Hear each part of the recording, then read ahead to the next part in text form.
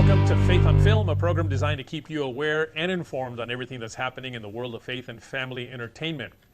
Now, I have two disclosures to make right now. One of them is that my lawn guy just showed up, so you're probably going to hear the lawnmower every once in a while. But that's okay, because it is what it is. I'm in my home studio here, and so the lawn has to be mowed. Second disclosure is I put this show together like literally 2 hours ago. I don't know my guest. I don't know anything about her. I didn't get to do any research, but I heard from a source that she's a hoot. A hoot. See, I don't even know how to say it. I've heard of hoot nanny, but I never heard of a hoot. But I figured that's good enough for me. Now, Andrea Holman is a light-hearted, inspirational entertainer, author, speaker, and host of a nationally syndicated show. Her unique singing and speaking style sets her apart from the pack. She's bold. She's bold in life, bold in laughter, and bold in her delivery, which when connecting with a crowd, whether it be an intimate music hall or an art venue and gathering. Plus, her often shared hilarious personal life stories, which she'll be doing today, brings a softness and a downright likability factor. But don't get her wrong, she has been known to kick some sass. Okay, now, before you write me emails of what I said, it says sass. See right there, it says sass because she's classy and sassy. Andrea, welcome to Faith on Film. Did I do good at just letting people know who you are? Yes, I think you hit the mark. That's perfect. I loved it. Yes. And I can claim that I'm sassy because I am from the South. Mm-hmm. So, I was born in Cincinnati, Ohio, and raised in an area close to Chattanooga, Tennessee. So I get to claim sassy, Southern sassy all day long. But wait a minute. Wait. I thought Southern was, Southern peach. Well, that's Georgia peach, but that is the South. That's Georgia. And Chattanooga's pretty close to Georgia on the line, so it's not too far off of that. So I'll take that too. That's right. Yeah. All righty. Well, listen, what's exciting here is that, again, as I mentioned, I've never met you before. I don't know you. Most of my guests are friends of mine that I call and say, please be on my show. You I've never met. So it'll be exciting to find out who you are along with the rest of the audience that watches the show. So tell us a little bit about you and who you are. Well, watch out. So, okay, here we go. I asked them if they prepared you or not. So I think they told you I was a little sassy. So I'll control that side of me a little bit today. But no, my name is Andrea Holman. I have been married for over 20 years to my best friend, Luke, my husband. We met at a dance and we became very quickly connected to each other and started dating and was married within a year and a half of meeting each other, engaged within 8 months. It's pretty quick, solid romance, Mm-hmm. And God just sent him to me at the right time, at the right place. And there it was. Basically from there, we have 4 children. We have our oldest son, his name is Cameron. Then we have Ethan, Austin, and our little girl, Brooklyn. So, and we have 2 fur babies for all you fur mamas out there. And one of them, we always say that she desperately needs some anxiety therapy because she is an anxious dog. And she was really supposed to be my anxiety dog when my first child went away to college, but it did not work. And then we got another dog, and we say she hit every dumb branch down the way on her family tree, down to delivery. So she is a hoot too as well. So, but that's a little bit about me. I was basically born in Cincinnati, like I said, and raised in Tennessee, and then moved back to Cincinnati when I was around 15 years old, and I've been here ever since. But what do you do? Well, for me, I actually worked in corporate life for a long time. I was in corporate till about 5 years ago. And then I decided to take an early break, retirement, as you would call it, away from the corporate world so that we could, have the last few days. I could have the last few days, really a couple of years with my oldest son before he left to college. That was the plan. And that's kind of what we had planned the whole time. That's what happened. And then there was a twist, basically. Twist in the story.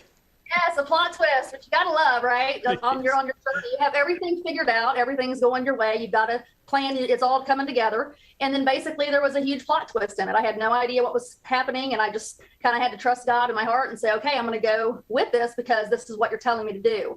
My husband and I went on a business trip to Vegas, which I went out there with him. I always go out there. Mommy needs some R&R every now and then. Okay. Of course. So I gotta go, Mom, as you know what I mean. So I go out there about the 3rd day or so.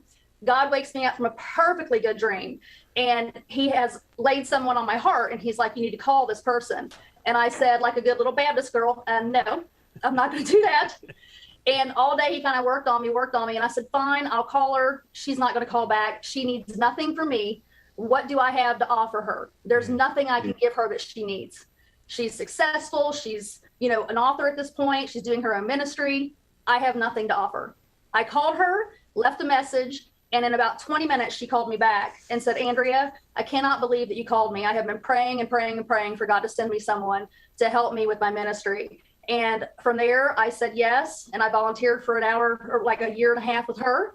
And in that process of serving her, he opened the door to really what I needed to be doing. And she mentored me through that process, through her program she has. And I learned at that point that really I needed to be stepping out of my shell and serving God through singing, which is what I have always been born to do. I was singing from before I could talk almost, my mama says. So I said yes. And the very first song he gave me was Hey Godly Woman. And then he gave me a bunch of songs after that. I created my first CD called Tent Revival. Then it morphed into this. I had something more to say and wanted to encourage and love on others through a podcast called Wake Up, Take a Minute. And that podcast, I use that to really intertwine my stories of my life, of things that have happened along the way, and feed it into a segment where God is wrapped all in it, in those moments that he has laid in my life, and basically encourage them through God's word in that moment that I had by introducing God into it and wrapping him into the delivery of that program. And then he said, write a book. So I wrote my first book called I Quit the Family. And that's really one of those great things, where he just led me right into that path, saying yes and following what he wanted me to do. And that's where we ended up that's how I ended up here at this point, with this new book and sharing a lot of funny stories and how God never quit me. All right. Well, I'll tell you what, we're going to take a break right now. When we come back, let's find out all about that book. All right? Folks, don't go away. We'll be right back.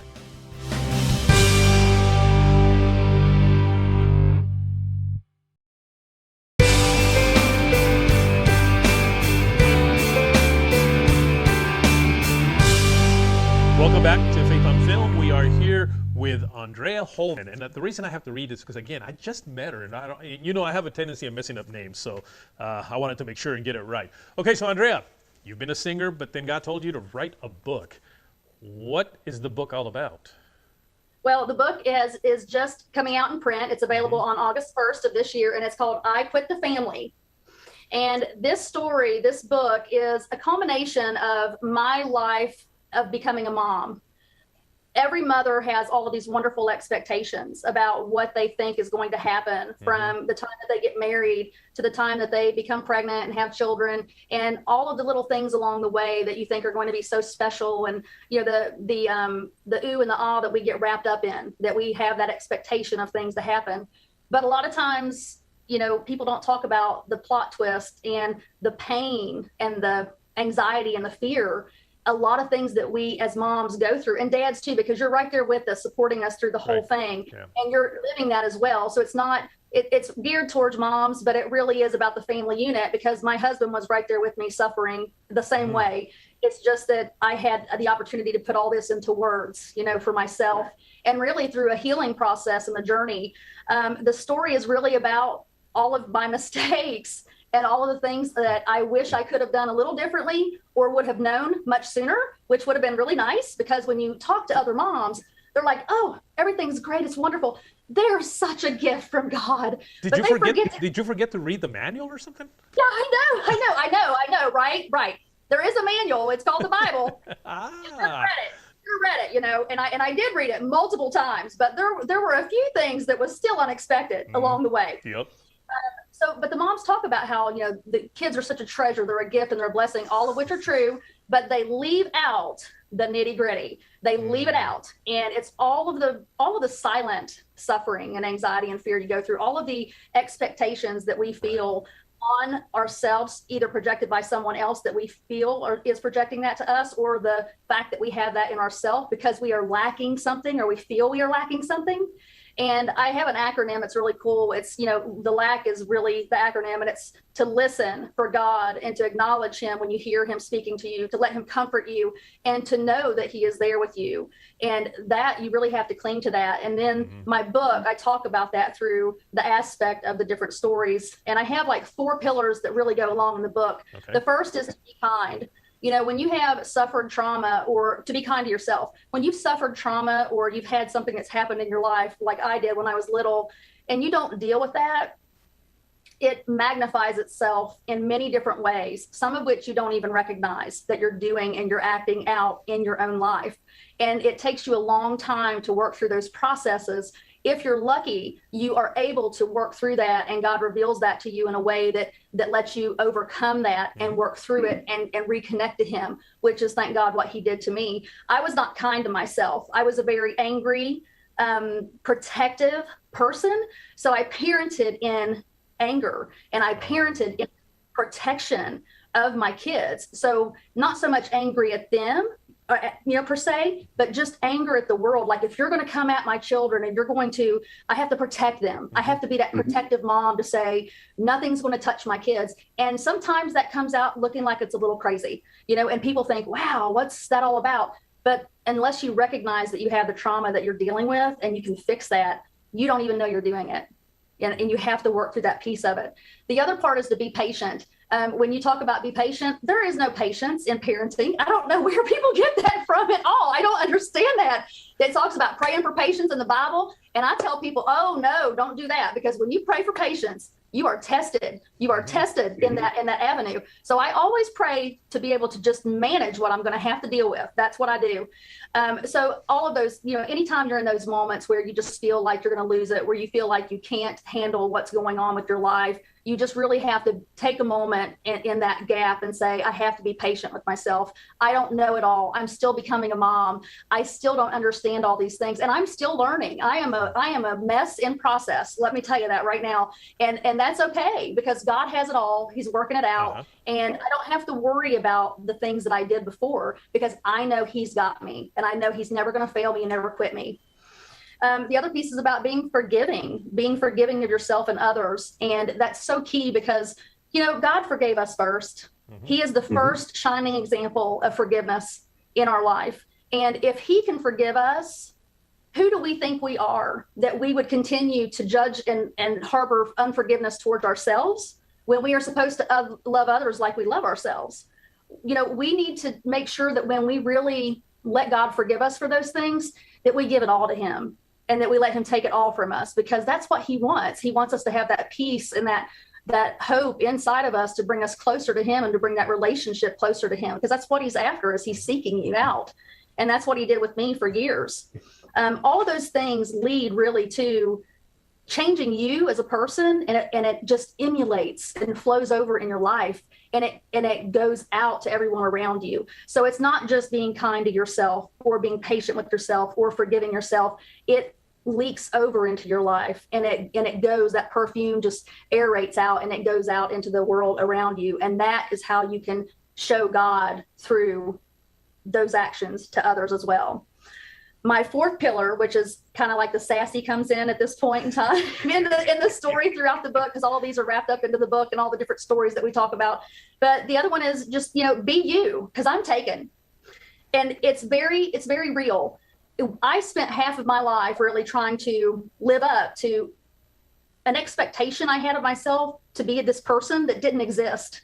It never existed, that perfect person of myself or that perfect version of someone else. I was never meant to be somebody else. I was meant to be my unique self, my individual self, fully operating in my purpose and fully being authentic. And I could not do that with myself until I dealt with my trauma and until I dealt with my heart. And that's hard work. It's hard work. And you have to get through that process and let God lead you through that and guide you in order to get to who you're supposed to be and walk fully in your purpose, in your authentic self. And that's really where, at the end of the day, when I wrote this book and I hit send in to the publishers, I said, wow. And this just complete weight came off of out of me. And I cried and cried and cried, because God had made a way, and he moved everything that was in my way so that this could happen, because it was the time, and it was time to tell the story now. Oh, wow. And it allowed me to heal. Yeah, well, I'll tell you what, we're going to take another break right now, and when we come back, we'll wrap this up, and I want to know a little bit about the show that you do, all right? Folks, don't go away. We'll be right back.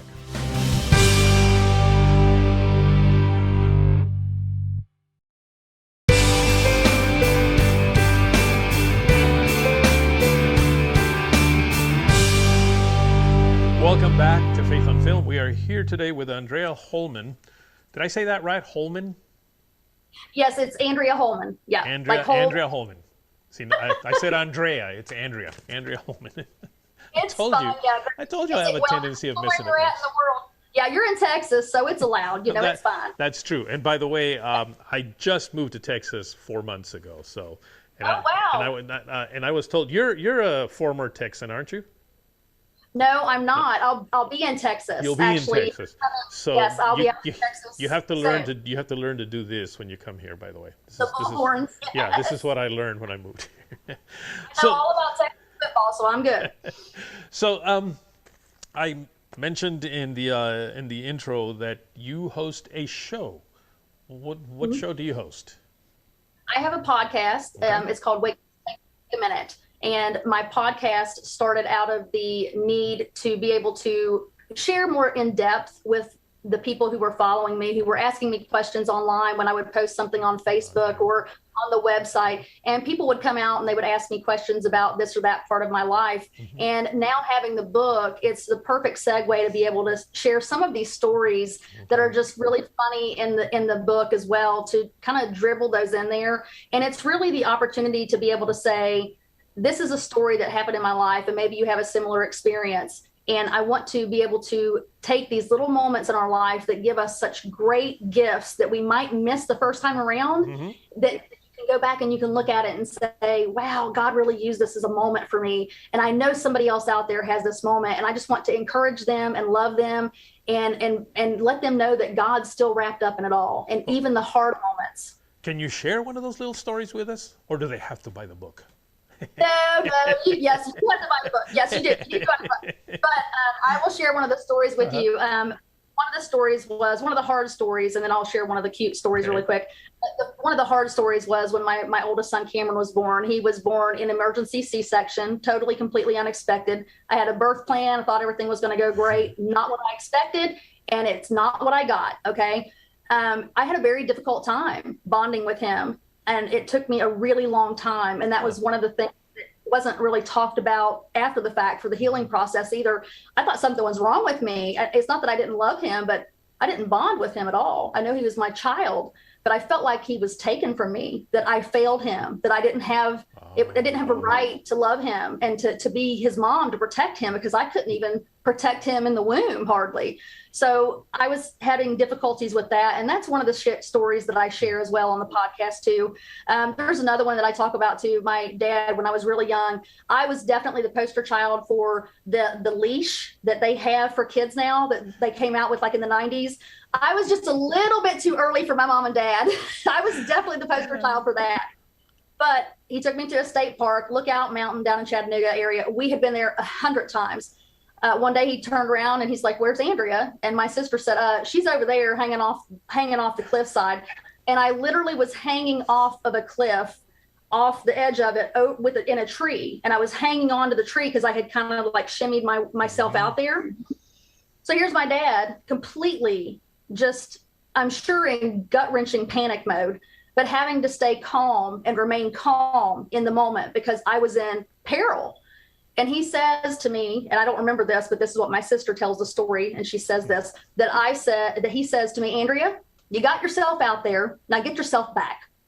I mean, can you imagine saying that to your kid? And he is reaching for me like as far as he can, and he can't reach me. And I am slowly making my way back to him, and he finally is able to grab a hold of me and pull me in back to safety onto solid ground. And I talk about that in aspects of how God is always reaching for us. You know, even out there when I was reaching for him, I wasn't alone. God knew what was going to happen. I was going to be fine, but I was reaching to my Father, and how my dad in that moment was really a representation of God, and how he really is seeking out and reaching for us to have that relationship back with us. Even so, if you're a little lost like I was, I've had a relationship with God from a very young age, around the age of 6 or 7. And I kind of lost my way. And I think a lot of us go through those moments in life where we question what's happening around us. We question if God is really hearing our prayers. You know, we question, do I really even matter to him? Is he paying attention to what is going on in my life? because it's too much. It's too overbearing and too hard. And that's where I was at when I found myself in the quit in this moment that happens in the book with my son. And that moment completely changed the trajectory of our family and created new chapters. And even the hard moments through all of it, I wouldn't rewrite, because if you change one thing in that process and that journey, you change it all.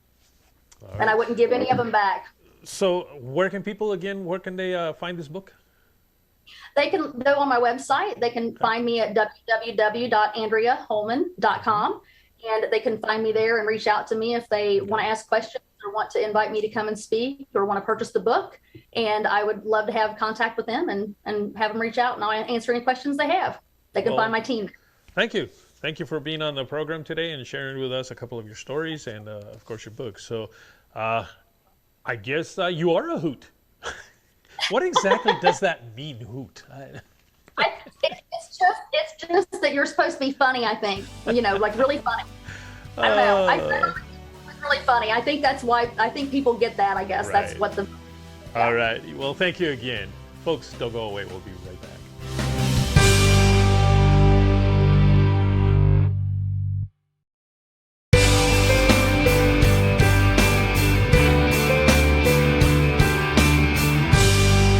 Welcome back to Faith on Film. I'd like to invite you to check out my YouTube channel, Faith on Film TV. There you will find lots of great interviews with Christian filmmakers that have chosen to use their talents to create content that is good for our souls, that is healthy for our souls, that is good for our culture. Simply go to youtube.com and look for Faith on Film TV. That's youtube.com, and then look for Faith on Film TV. Also, would love to hear from you. If you want to drop me a note, just simply write me at faithonfilmtv@gmail.com. That's faithonfilmtv@gmail.com. And of course, you can always follow me on Facebook, Instagram, and Twitter at Faith on Film TV. Well, remember, if you want to maintain a good, healthy soul, you've got to feed it some good, healthy entertainment. Until next week, take care.